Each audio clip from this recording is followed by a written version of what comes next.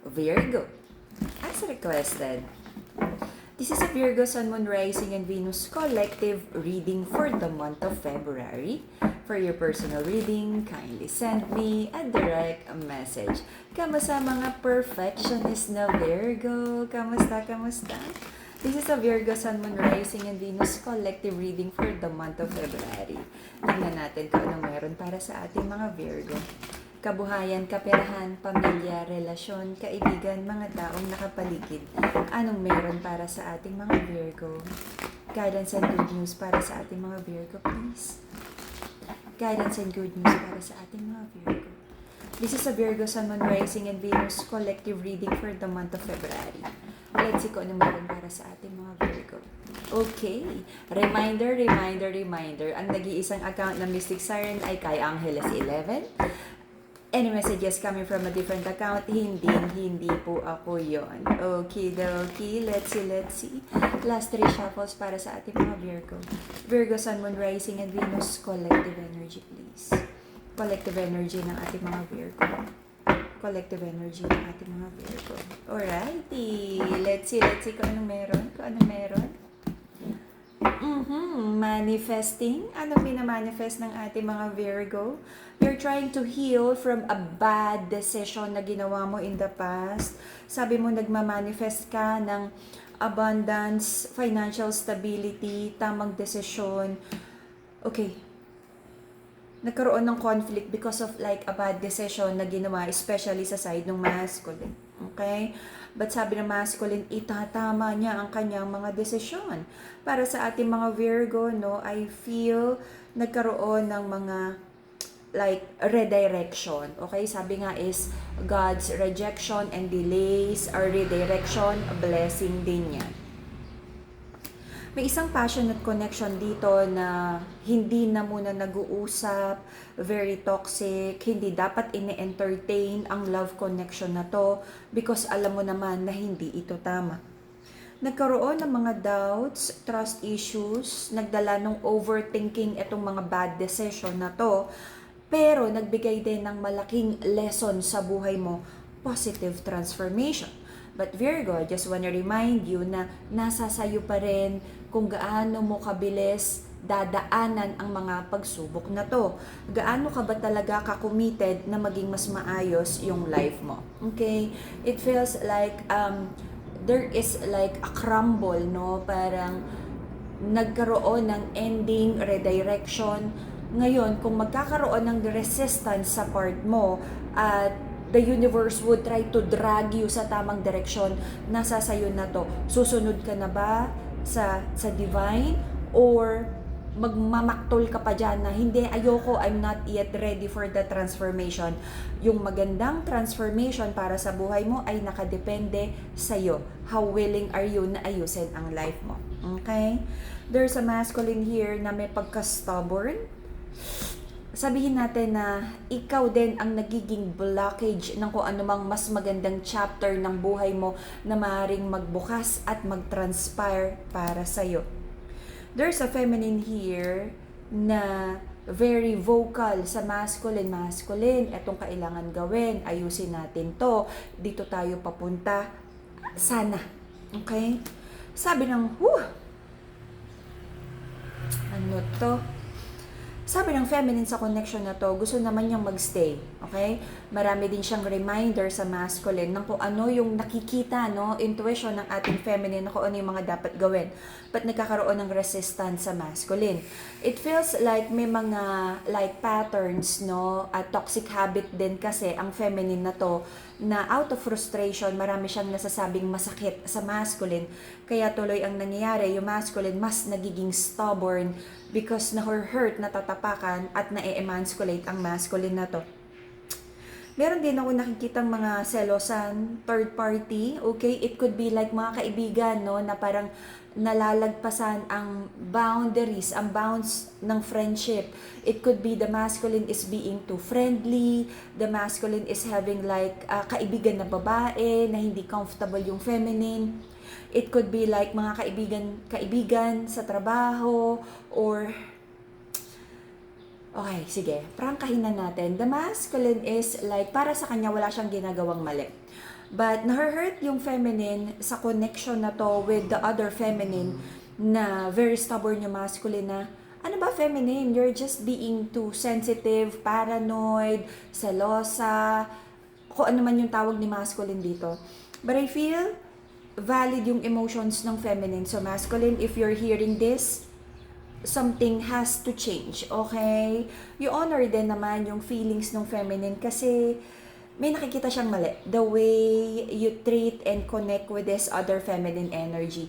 Regardless of if you feel like friend lang to, na-hurt siya. She doesn't feel comfortable, okay? So, nagkakaroon ng paulit-ulit na reconnection, reconciliation, but nagkakaroon din ng failed reconnection. Kasi, yun nga paulit-ulit lang nagkakabati kayo, but ginagawa nyo pa rin yung mga bagay na nakakasakit sa relationship na to. Okie dokie, something has to change. Okay, so please, like and share, and sending love, light, peace, and prosperity sa lahat ng nag-share and like ng ating reading. Alright, so, marami kang minamanifest, Virgo, na financial abundance para sa'yo. Sabi mo, lahat naman ng minamanifest mo ay para din sa mga taong mahal mo. Okay? Sabi mo, kailangan mong ayusin ang kaperahan, kabuhayan, maraming naging gastos or lumabas na pera. So, sabi mo, aayusin mo to, imamanage mo ng maayos ang iyong finances. Pero sabi mo, focus lang sa kaperahan, kabuhayan. Recent pa, sabi ng ating feminine, sana naman mas maging reliable na ang masculine. Sabi din ng masculine, siya rin naman. Sabi ng masculine sa connection na to, siya din naman na nagfo-focus din sa kaperahan, kabuhayan. Because pareho kayo, focus nyo kaperahan. Sabi ng masculine, nakikita naman niya yung effort, yung love, yung commitment ng feminine. Meron lang adjustment na kailangang gawin about commitment and handling money. Pareho kayong nagkakaroon ng disappointment, sadness about financial goals, okay? So, iayos. It feels like, nagkaroon naman ng blessing It's just the way you both handle money, doon nagkaroon ng problema. Kaya siguro medyo lumabas masyado, okay? Nag-slide palabas ang mga pera. Marami kayong pinagpe-pray na sana maayos na ang relasyon na to, magkaroon ng equal give and take, magkaroon ng reciprocity pagdating sa love, and equal effort sa mga ipinaglalaban yung relasyon. At sana, sabi ng feminine, kung ano yung mga pangako ng masculine, tuparin na niya kung ano man itong mga promise sa love na to. Sabi ng ating mga Virgo, ayaw niya ng conflict, gusto lang niya ng peace on earth. Peace on earth. Okay, out of frustration, marami nang nasabi ang ating feminine, masyado daw taklesa, nahihirapang i-digest ng mga masculine yung mga sinabing masasakit ng feminine. Naimpacho! Naimpacho daw sa masakit na salita ang masculine sa connection na to. Okay. Sabi ng person ng mga Virgo, they feel so broken-hearted kung ano man yung mga nangyayari sa love connection na to. Okay? Mag-usap, ayusin, kalmahan, feminine. Kinatay mo na daw si feminine sa masasakit mong salita. Alrighty. And because of that, because of the broken heart, frustrations, it feels like parang gusto nyo munang manahimik. Okay? Kapayapaan, kapayapaan, kapayapaan. So, may mga doubts here kung makukuha nyo pa yung tamang, it's like patience, kung paano nyo mapagpapasensyahan at maiintindihan ang ugali at karupukan at kakulangan ng bawat isa. Gusto niyo namang magstay sa relationship na to, pero it's really, you trigger each other so much. Ano rin ba, parang nilalagyan nyo ng label, ano ba talaga yung mga bagay na negotiable, forgivable, at ano yung mga bagay na talagang magkakaroon talaga ng gera pag inulit pa to. Okay? So, in the next 3 months, I feel ipaglalaban nyo pa rin ang relasyon na to, ang mga pangarap. But marami pa rin kayong like indecision. Ano ba talaga yung mga dapat pagpasensyahan at ano yung mga talagang dapat it's a big no, no, no. Ibabartolina ang magkakamali. Okay, meron pa rin false promises akong nakikita dito. para sa may mga batang involved, it feels like sobra-sobra niyong kinukonsider yung mga bata, paano na lang yung bata, ayaw niyong nakikita kayong nag-aaway, gusto niyo pa rin tong ayusin, kapitan ang relasyon na to para sa bata, okay?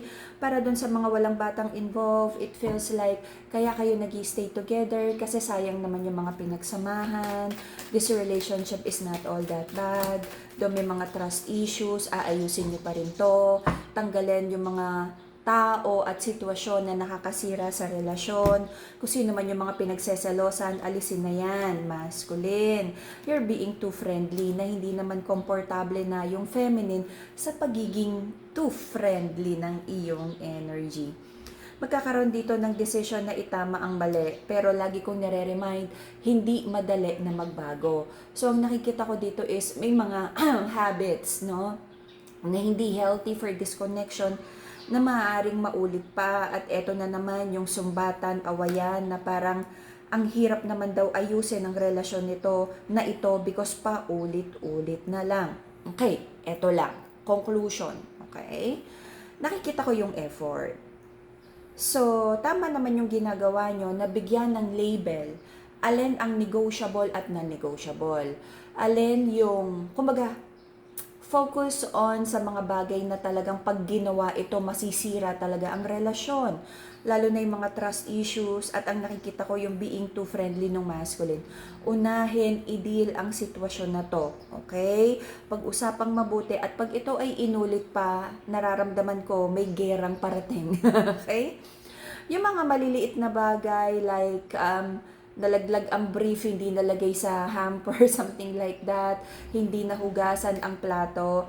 May mga bagay na alam ko kayang pagpasensyahan, okay? But may mga bagay na kailangang unahin to because kung hindi ito mababago in the next 3 months, may nakikita na naman akong malaking away na parating. Okidoki. Ano natin? Yung mga minamanifest na financial abundance, maaayos pa to.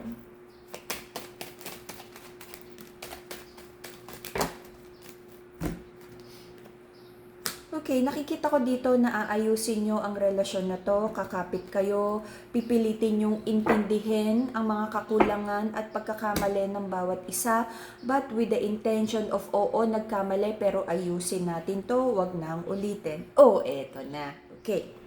Virgo, whatever you're trying to manifest, the Wheel of Fortune is on your side in the next 3 months. May darating na magandang project, kontrata, increased promotion, recognition, magandang kontrata pagdating sa negosyo, magkakaroon ng new beginning. Okay? I feel kung ano man yung mga naging pagkakamali in the past, you're trying to correct that at nag-a-align ka sa divine, sa plano sa iyo ni God. Nagkaroon ka ng mga pagkakamali, karumpukan, kung ano man ang tawag dyan, at ginagawa mo na yung mga tamang decision, and because of that, the divine is blessing you with good fortune, new beginning, clean slate. Sabi ni God, sige, nagkamali ka, tanggalin natin yung record na yan. Kung baga sa police nagsorry ka, pero sige, wag ka na ulit makitang nagka-counterflow dyan. Okay? Mag-align ka sa divine. Marami kang mga doubts kung makukuha mo pa yung mga blessing na yan, good fortune na yan, but I feel nasa tamang daan ka na. Kung ano yung mga ginagawa mong tama, dire-diretso lang, wag kang babalik, wag kang mag-U-turn, baka bawiin din sa'yo ni God yung good fortune na yan because bumabalik ka na naman sa bad habits mo. Okay? Pagdating sa love, maraming aayusin, but magkakaroon ng apology, change behavior, and an effort to make things right. Okay? The feminine in this connection ay maaaring magkaroon ng confusion kung talagang solid sa kanya si masculine. Feminine, eto lang naman, hindi ito para sa lahat, okay? For some of you, may nakikita akong very stubborn yung masculine. So feminine, nasa sayo na to kung ilang chances pa ba ang ibibigay mo sa kanya.